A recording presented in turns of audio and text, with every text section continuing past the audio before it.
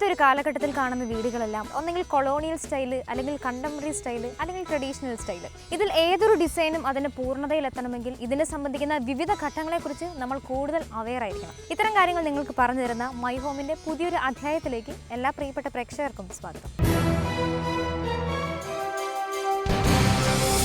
പഴമയ്ക്ക് പ്രാധാന്യം നൽകി നിർമ്മിച്ചിരിക്കുന്ന ഒരു ഭവനം.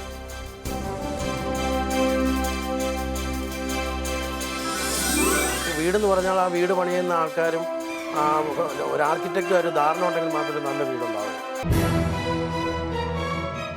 ഇന്ന് മൈ ഹോമിലൂടെ നമ്മൾ കാണാൻ പോകുന്നത് എറണാകുളം വാഴക്കാലയിലുള്ള സിബി ചാവറയുടെ വീടാണ്. ഈ വീടിന്റെ എലിവേഷൻ കാണുമ്പോൾ തന്നെ നമുക്കറിയാം ഒരു ട്രഡീഷണൽ ഫീൽ തരുന്ന ഒരു വീടാണ്.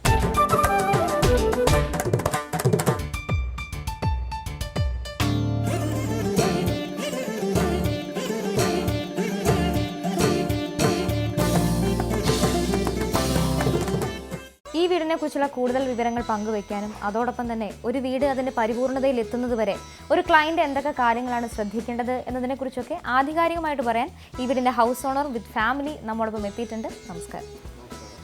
ഇത് അഡ്വർടൈസിംഗ് ഏജൻസിയുടെ നടത്തുന്ന സിബി ചാവറ. ഇതെൻ്റെ ഭാര്യ ലതിക, ഇത് എൻ്റെ മൂത്ത മോള് ടെസ, ഇത് നേഹ ചാവറയുള്ള മോളാണ്.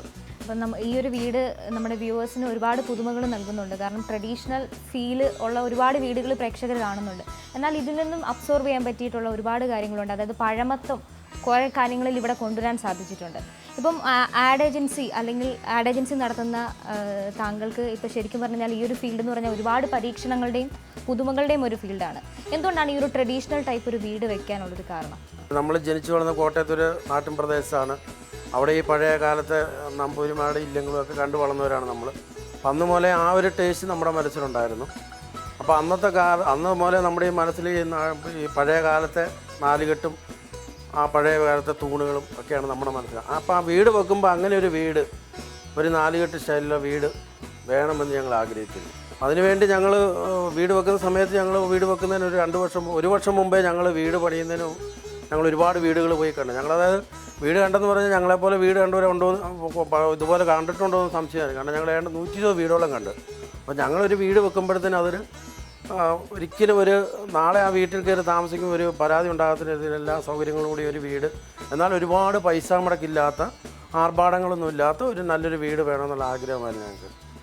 അതാണ് ഞങ്ങൾ ഈ വീട്ടിൽ പ്രാവർത്തികമാക്കിയിരിക്കുന്നത്. ശരിക്കും ഫസ്റ്റ് ഓഫ് ഓൾ ആർക്കിടെക്റ്റുമായിട്ട് കമ്മ്യൂണിക്കേറ്റ് ചെയ്തപ്പോൾ എന്തൊക്കെ ആവശ്യങ്ങളായിരുന്നു ആദ്യം പറഞ്ഞിരുന്നത്? വീടെന്ന് പറഞ്ഞാൽ ആ വീട് പണിയുന്ന ആൾക്കാരും ഒരു ആർക്കിടെക്റ്റും ഒരു ധാരണ ഉണ്ടെങ്കിൽ മാത്രമേ നല്ല വീടുണ്ടാവുള്ളൂ. അപ്പോൾ ഞങ്ങൾക്ക് അങ്ങനെ ഒരു ആർക്കിടെക്റ്റിനെ ഞങ്ങൾ വേണമെന്ന് അങ്ങനെ എൻ്റെ ഒരു സുഹൃത്ത് ആണ് എനിക്ക് അനിൽ എന്ന് പറഞ്ഞ തിരുവനന്തപുരത്തുള്ള ആർക്കിടെക്റ്റിനെ പരിചയപ്പെടുത്തി തരുന്നത്. ഇപ്പോൾ സാധാരണ ക്രിസ്ത്യൻ കുടുംബത്തിലെ ഇപ്പോൾ നമ്മൾ ചെന്ന് കഴിഞ്ഞാൽ ഒരു ക്രിസ്ത്യൻ കുടുംബങ്ങളിൽ സാധാരണ പ്രയർ റൂം സെപ്പറേറ്റ് കാണില്ല. ഞങ്ങൾ വീട് പണിയുമ്പോൾ തന്നെ ഞങ്ങളുടെ ഏറ്റവും ആദ്യത്തെ ലക്ഷ്യം ഞങ്ങൾക്ക് ഒരു പ്രയർ റൂമുള്ള വീട് വേണമെന്നുള്ളതായിരുന്നു. അതിനാണ് ഞങ്ങൾ ഇമ്പോർട്ടൻസ് കൊടുത്തത്. പ്രയർ റൂമിന് ഇമ്പോർട്ടൻസ് കൊടുത്താണ് വീട് പണി തുടങ്ങുന്നത്. അങ്ങനെ ഞങ്ങളുടെ ആഗ്രഹങ്ങളെല്ലാം അദ്ദേഹത്തോട് പറഞ്ഞു. അതിന് പറ്റുന്ന സ്ഥലപരിമിതിയുള്ളൂ. അപ്പോൾ ആ സ്ഥലപരിമിതിക്കുള്ളിൽ നിന്നുകൊണ്ട് ഒരു ട്രഡീഷണൽ ടൈപ്പിലുള്ള സിംഗിൾ സ്റ്റോറി വീട് എന്നുള്ള ഞങ്ങളുടെ ആഗ്രഹമാണ്. കാരണം ഇന്നത്തെ കാലത്ത് ഈ 2 നിലയൊക്കെ വീട് പണിതിട്ടാൽ അത് മെയിൻറ്റെയിൻ ചെയ്യാനുള്ള ബുദ്ധിമുട്ടുകൊണ്ട് സിംഗിൾ സ്റ്റോറി വീട് മതി ഞങ്ങളുടെ ആഗ്രഹമാണ്. അത് ഞങ്ങളുടെ ആർക്കിടെക്റ്റുമായിട്ട് പങ്കുവെച്ചു.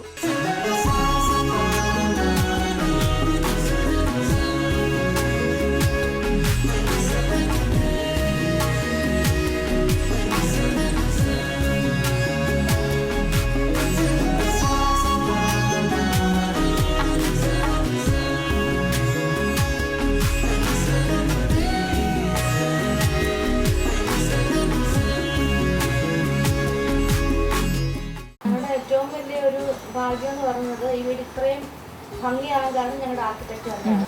നമ്മൾ പറഞ്ഞ കാര്യങ്ങൾ വലിയൊരു ബ്ലണ്ടറായിരിക്കും, പക്ഷെ അത് ക്ഷമയോടെ കേട്ട് അതിൻ്റെ പോരാളികൾ പറഞ്ഞു തന്ന് കറക്റ്റ് ഇത്രയും ആക്കി വന്ന് അത് ഫുൾ ക്രെഡിറ്റ്. അതുപോലെ തന്നെ ഈ വീടിൻ്റെ ഒരു ഹൈലൈറ്റ് എന്ന് പറയുന്നത് തന്നെ ഇതിൻ്റെ നടുമുറ്റം എന്ന കോൺസെപ്റ്റാണ്. ശരിക്കും ഈ ഒരു കോൺസെപ്റ്റ് ഈ ഒരു ട്രഡീഷണൽ വരുന്ന ഒരു കോൺസെപ്റ്റ് തന്നെയാണ്. ശരിക്കും അത് ഈ ഒരു പാറ്റേണിൽ കൺസ്ട്രക്ട് ചെയ്യാനുള്ളൊരു ഐഡിയ എവിടെ നിന്നായിരുന്നു?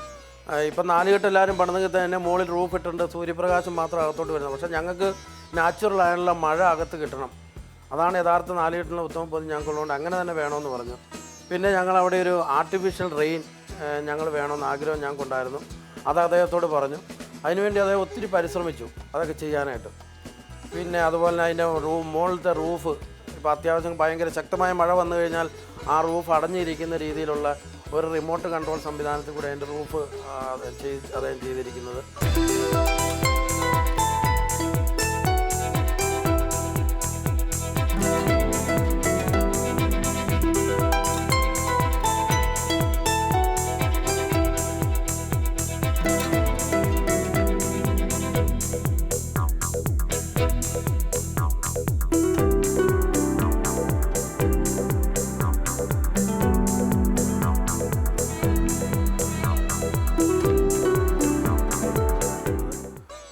പിന്നെ കോട്ടിയാടിൻ്റെ 4 വശങ്ങളിലുള്ള തൂണുകളെല്ലാം ഞങ്ങൾ ഈ കരിങ്കൽ ഫിനിഷിലാണ് ചെയ്തിരിക്കുന്നത്.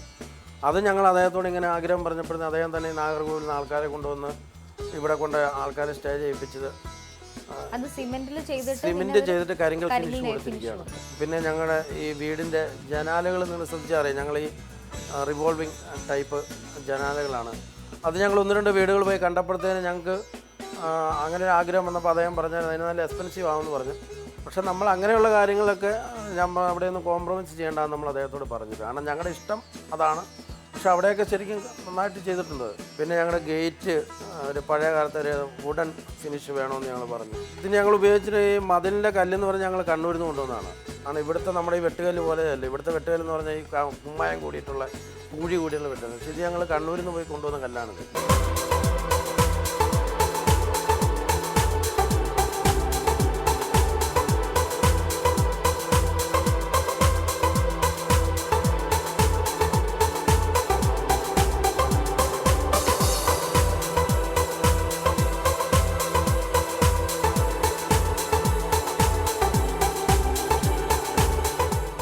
മറ്റൊരു കാര്യം എടുത്തു പറയേണ്ടത് ഈ വീടിൻ്റെ ഫ്രണ്ടേജ്, അതായത് ഗാർഡൻ തന്നെയാണ്. കാരണം ട്രഡീഷണൽ ലുക്ക് തരുന്ന എലിവേഷനോട് മാച്ച് ചെയ്യുന്ന രീതിയിൽ തന്നെയാണ് ഇവിടുത്തെ ഫ്രണ്ടേജ് അറേഞ്ച് ചെയ്തിരിക്കുന്നത്. അതുപോലെ തന്നെ പ്രോപ്പർട്ടീസ് ആണെങ്കിലും ട്രഡീഷണൽ ഫീൽ തരുന്ന പ്രോപ്പർട്ടീസാണ് ഉപയോഗിച്ചിരിക്കുന്നത്. അതുപോലെ തന്നെ ഈ പട്ടിയുടെ കൂടാണെങ്കിലും ഒരു ചെതൽപുറ്റിൻ്റെ ഒരു കോൺസെപ്റ്റിൽ കൊടുത്തിരിക്കുന്നു. ഈ ഐഡിയാസൊക്കെ എവിടെ നിന്നായിരുന്നു? ആർക്കിടെക്റ്റിൻ്റെ കോൺട്രിബ്യൂഷൻ ആയിരുന്നോ അതോ?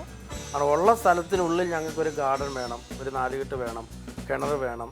ഞങ്ങളുടെ ആഗ്രഹങ്ങളെല്ലാം അദ്ദേഹത്തോട് പറഞ്ഞ് അത് വെച്ചിട്ടാണ് ഗാർഡൻ്റെ ഒക്കെ ഡിസൈൻ ചെയ്യുന്നത്. ഗാർഡൻ്റെ ഡിസൈനെല്ലാം അദ്ദേഹം തന്നെ ചെയ്താണ്. പട്ടിക്കൂടിനെ സംബന്ധിച്ച് പിള്ളേർക്ക് ഏറ്റവും ഇഷ്ടപ്പെട്ടായിരുന്നു. ഈ വോഡാഫോണിലെ പരസ്യം കണ്ടപ്പോൾ പിള്ളേർക്ക് പഗ്ഗിനെ ഇഷ്ടമായിരുന്നു.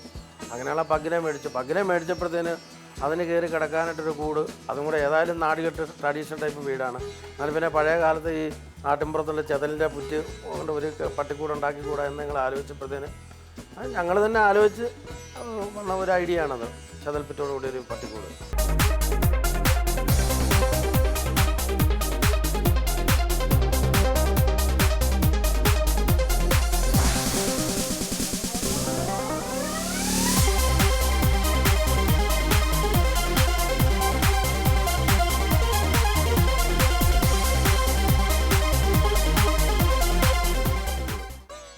ഗാർഡനിലുള്ള പൂക്കളാണെങ്കിലും ശ്രദ്ധിച്ചു കഴിഞ്ഞാൽ നമ്മുടെ സാധാരണ നാട്ടുപുറത്ത് കാണുന്ന ആ ഒരു ഫീല് തരുന്ന ഫ്ലവേഴ്സാണ് ഇവിടെ ഗാർഡനിൽ കൊടുത്തിരിക്കുന്നത്. അപ്പം ഫ്ലവേഴ്സ് അല്ല അങ്ങനത്തെ വേണ്ടാന്നുണ്ടായിരുന്നു. സാധാരണ നാട്ടിലുള്ള തന്നെ ചെടികൾ തന്നെ വെച്ചിട്ട് അതിന്റെ ഭംഗി മതി, വീടും അതുപോലെ അതിനോട് മാച്ച് ചെയ്യുന്നത് തന്നെ മതി. നമ്മുടെ പണ്ട് കൊച്ചിലും ഉണ്ടായിരുന്ന അത് തന്നെ നമ്മുടെ പിള്ളേർക്ക് ആ ഒരു ഫീൽ ഉണ്ടാക്കുന്ന ചെത്തി അതുപോലത്തെ മുല്ല അങ്ങനത്തെ ഒക്കെ തന്നെയാണ്. സാറ് നേരത്തെ പറഞ്ഞ പോലെ പഴയ ഓർമ്മകൾ, ആ ഒരു കുട്ടിക്കാലത്തെ ആണെങ്കിലും നമ്മൾ നാട്ടുമ്പുറത്ത് കാണുന്ന ആ പഴയ ഓർമ്മകൾ അത് നമ്മുടെ ഈ ഒരു വീട്ടിലേക്കും കൊണ്ടുവരാൻ വേണ്ടിയിട്ടാണല്ലോ ഈ പടിപ്പുരയും അതുപോലെ തന്നെ അത് വെട്ടുകളിലാണ് ചെയ്തിരിക്കുന്നത് അല്ലേ? മതിലും ട്രഡീഷണൽ ആയിരിക്കണമെന്ന് ആഗ്രഹം ഉണ്ടായിരുന്നു. അങ്ങനെയാണ് ഞങ്ങൾ ആദ്യം കരിങ്കല്ല് കൊണ്ട് കെട്ടാം, അങ്ങനെ പല ഐഡിയകൾ വന്നു.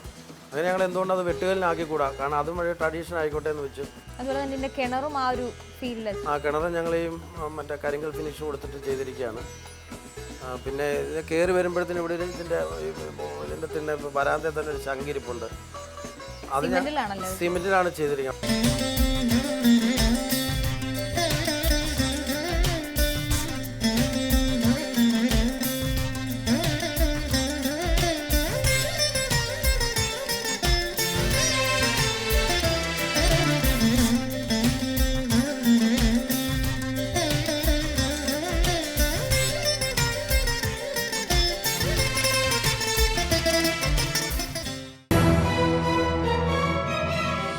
ഫ്രണ്ടിൽ ഓടും കുറച്ച് പില്ലേഴ്സ് വന്നു കഴിഞ്ഞാൽ പഴയ ട്രഡീഷണൽ രീതി പറഞ്ഞോന്നില്ല.